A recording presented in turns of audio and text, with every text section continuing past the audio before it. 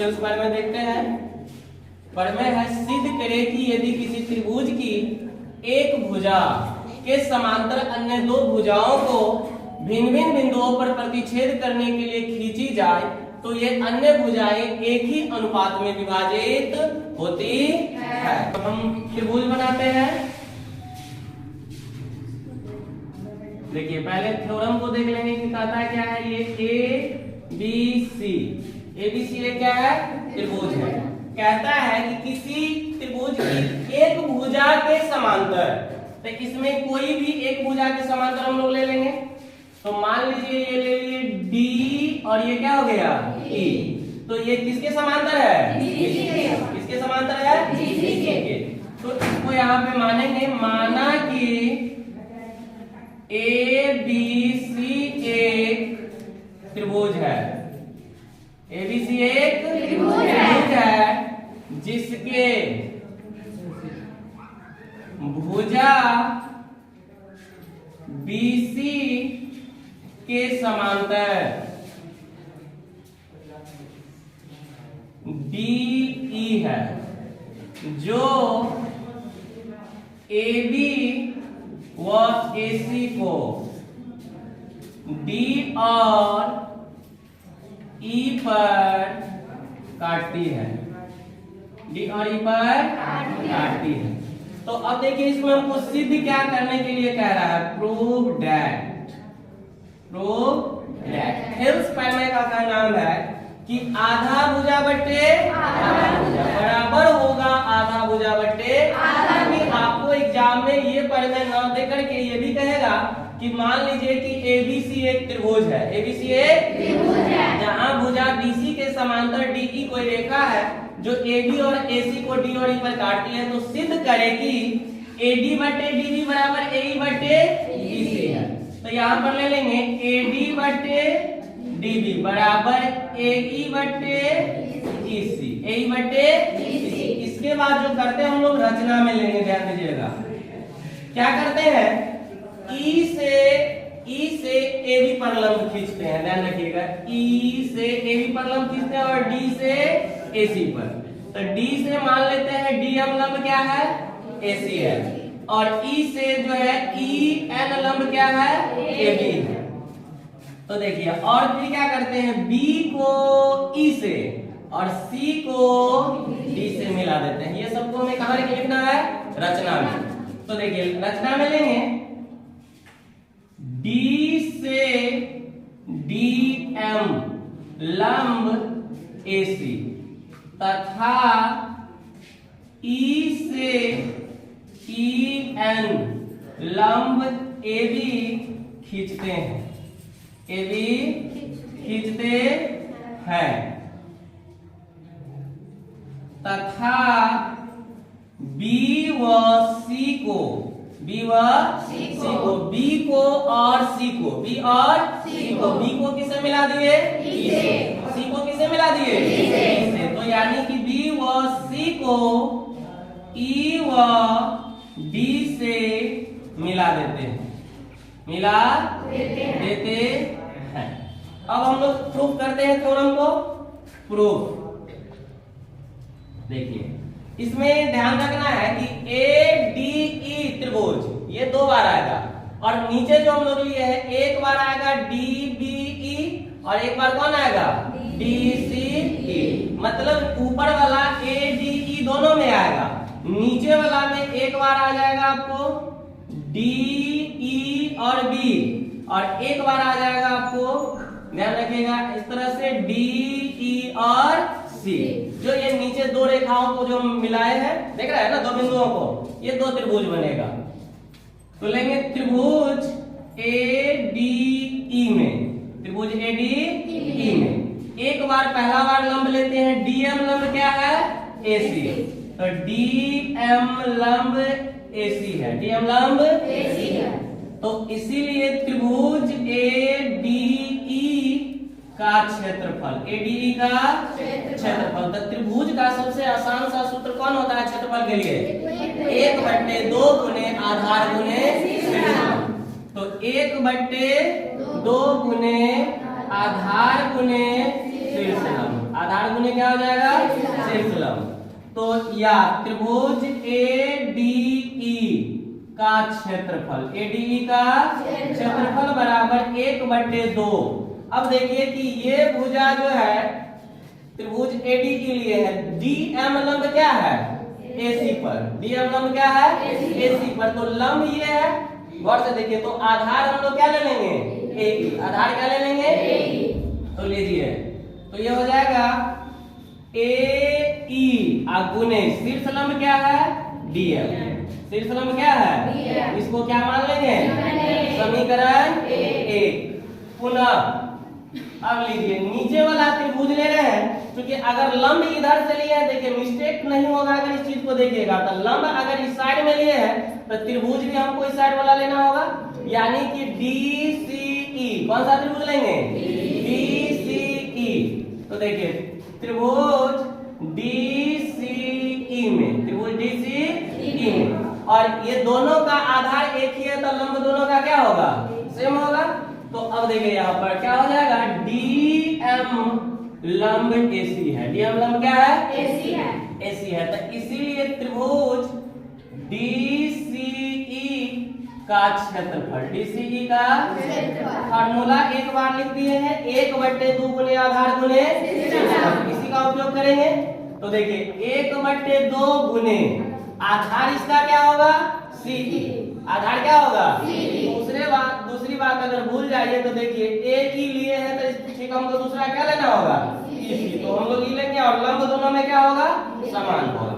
तो देखिए तो ये हो जाएगा EC into DM। EC into क्या हो जाएगा, ये हो जाएगा समीकरण 2। पहला होता है कि त्रिभुज के क्षेत्रफल का फॉर्मूला याद रहना चाहिए, आधार और गुने शीर्ष लंब।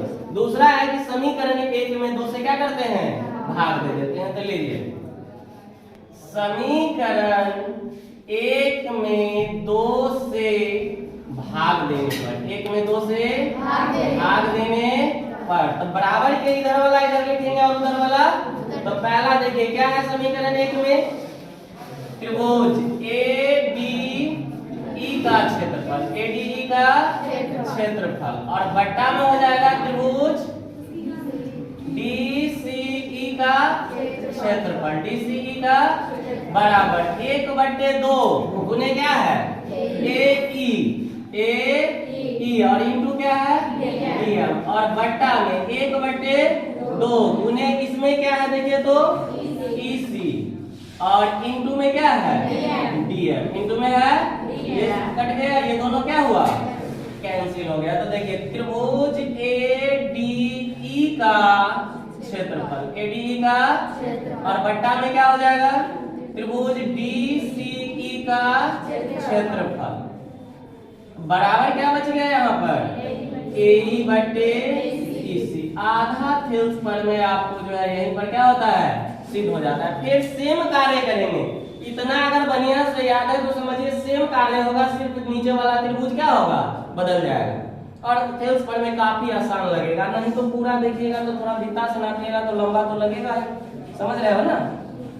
अब देखिए तो फिर लेते हैं पुनः, फिर से वही काम करेंगे। देखिए त्रिभुज ADE का क्षेत्रफल, लेकिन इस बार लंब क्या होगा, बदल जाएगा। लंब क्या होगा, बदल जाएगा। तो त्रिभुज ADE का क्षेत्रफल, ADE का, सॉरी पहले ले लीजिए त्रिभुज ADE में लंब दिखा दीजिए, EN लंब क्या है, AB। तो देखिए EN लंब है AB। तो लीजिए तो इसीलिए फिर से वही बात, त्रिभुज ADE का क्षेत्रफल, ADE का क्षेत्रफल बराबर 1/2 और गुने इसका आधार क्या हो जाएगा, AD। इसका आधार क्या हो जाएगा, AD हो जाएगा। तो देखिए AD और शीर्ष लंब क्या है इसमें, EN। इसको क्या मान लेंगे, समीकरण 4। अब लीजिए तथा फिर एक और त्रिभुज नीचे बन रहा है, देखिए DBE। चूंकि लंब इधर वाला लिए है तो त्रिभुज भी क्या होगा, इधर वाला लेंगे। तो ये देखिए DEB या DBE में, तो त्रिभुज DBE में फिर से शीर्ष लंब वही होगा, EN लंब क्या है AB है। तो त्रिभुज DBE का क्षेत्रफल, DBE का क्षेत्रफल बराबर 1/2 गुने आधार इसका क्या हो जाएगा DB, आधार क्या होगा DB। तो लीजिए DB और शीर्ष लंब क्या है EN। तो क्या आ जाएगा त्रिभुज DBE का क्षेत्रफल, DBE का बराबर 1/2, ये तो आ ही गया ना, इसको फिर से क्या लिखिएगा। चलिए इसी को मान लेते हैं समीकरण 5। अब देखिए फिर से वही बात, एक में 2 से क्या किए थे भाग दिए थे। समीकरण हमारा निकल के आया 3, समीकरण 4 में क्या करेंगे 5 से भाग देंगे।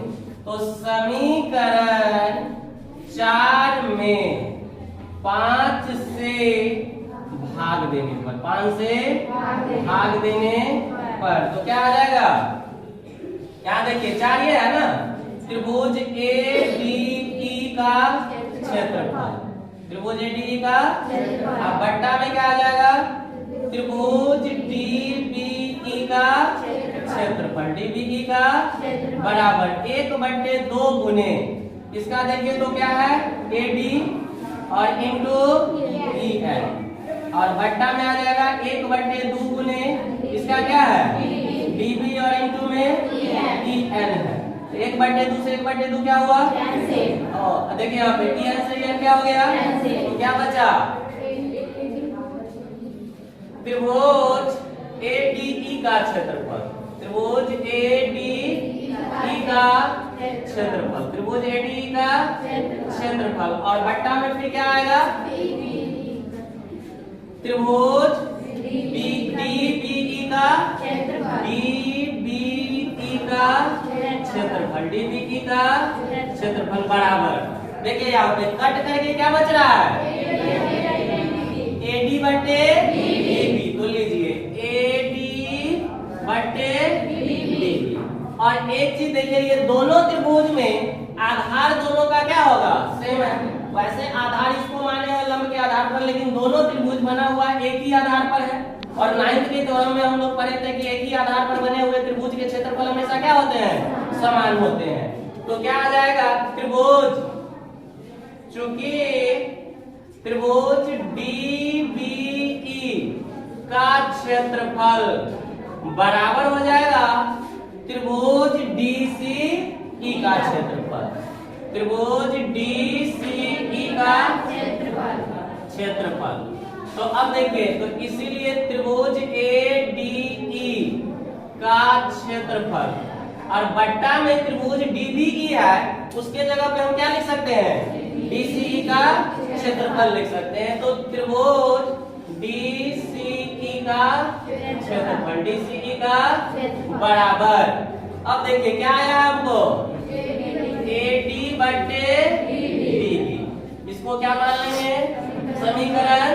अब देखिए समीकरण 1 और 2 से हमें 3 प्राप्त हुआ, और 4 और 5 से क्या प्राप्त हुआ 6 प्राप्त हुआ। तो अब 3 और 6 में देखिए तो बायां साइड दोनों का बराबर है, तो दोनों की अगर तुलना कर लेंगे तो समीकरण 3 एवं 6 से, 3 एवं 6 से क्या आ जाएगा AD/DB बराबर AE/CC।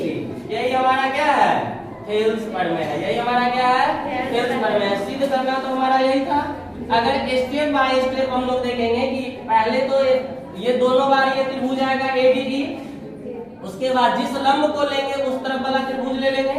तो बस त्रिभुज के क्षेत्रफल का फॉर्मूला लागू कीजिए, समीकरण 1 को 2 से भाग दे दीजिए, 3 प्राप्त हो जाएगा। फिर पुनः लीजिए और समीकरण 4 को 5 से भाग दे दीजिए, समीकरण कितना प्राप्त हो जाएगा 6 प्राप्त हो जाएगा। दोनों में तुलना कर दीजिए। एक सिर्फ इसमें पॉइंट है जिसको हमेशा आपको क्या करना होगा याद रखना होगा कि नीचे में जो दोनों त्रिभुज बनता है दोनों का क्षेत्रफल हमेशा क्या होगा, क्योंकि अभी हम 9th के थोड़ा प्रूफ करके तो प्रूफ नहीं कर सकते है ना, इसको याद रखना है कि दोनों का क्षेत्रफल क्या होगा समान होगा। वैल्यू पुट कीजिए, कट करके आ जाता है। धन्यवाद।